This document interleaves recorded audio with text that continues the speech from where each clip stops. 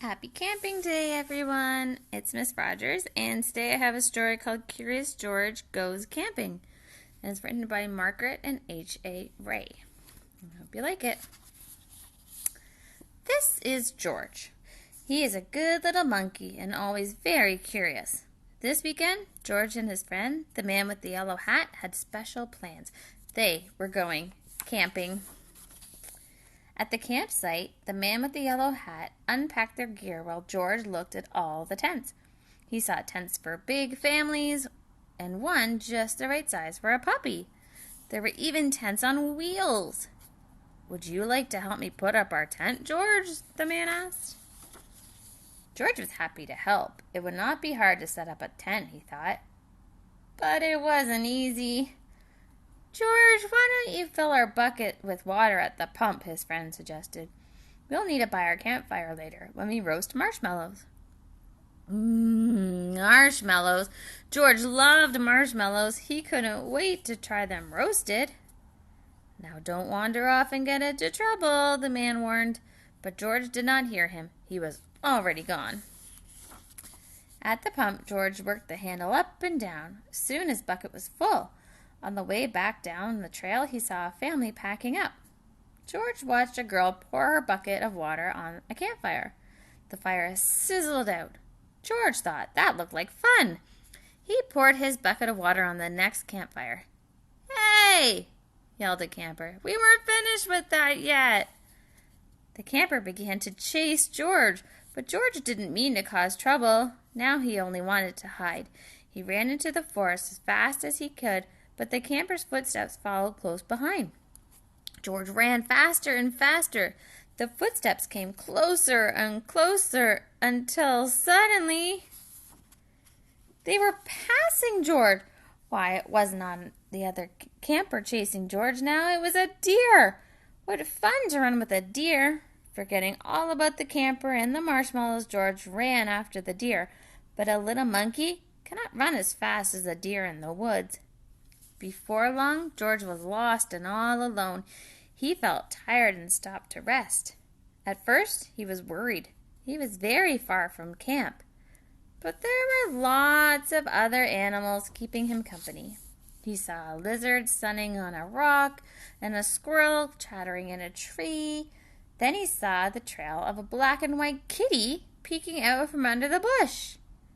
He was curious. Would the kitty like to play? George gently pulled the kitty out. But it was not a kitty. It was a skunk, and it was scared. The skunk lifted its tail and sprayed. Whoo! The spray smelled awful.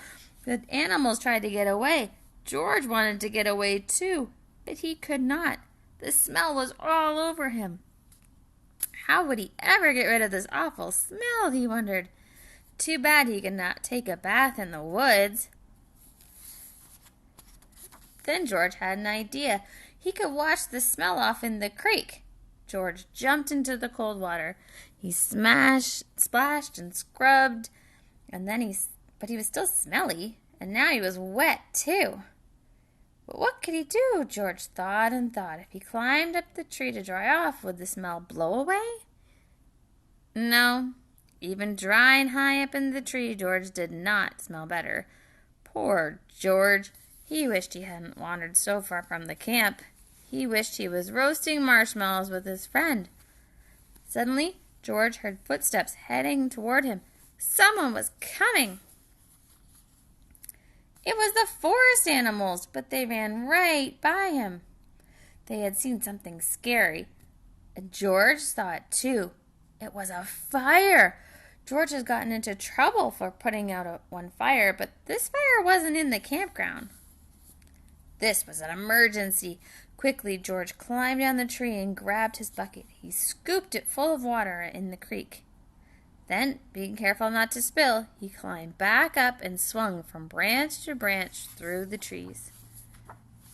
When George got close enough to the fire, he reached down and poured water on the flames.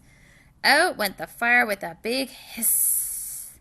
Just then, George's friend rushed out of the forest with the ranger. George, he called. I was afraid you would be here. It's a good thing you were here, George, the ranger said. We saw smoke from the campground, but you put this fire out just in time. George was glad to help, and the man with the yellow hat was glad to see that George was safe. But he had a funny look on his face. George, he asked, what is that smell? Back at the campsite, George's friend helped him get rid of the awful smell. After a strange bath in tomato juice, George smelled fine. Then the man with the yellow hat invited the ranger to cook dinner with them over their own campfire. Fires can be nice if you're careful, said the ranger. George agreed, especially for roasting marshmallows. And I hope you enjoyed that story all about camping. See you later. Bye-bye for now.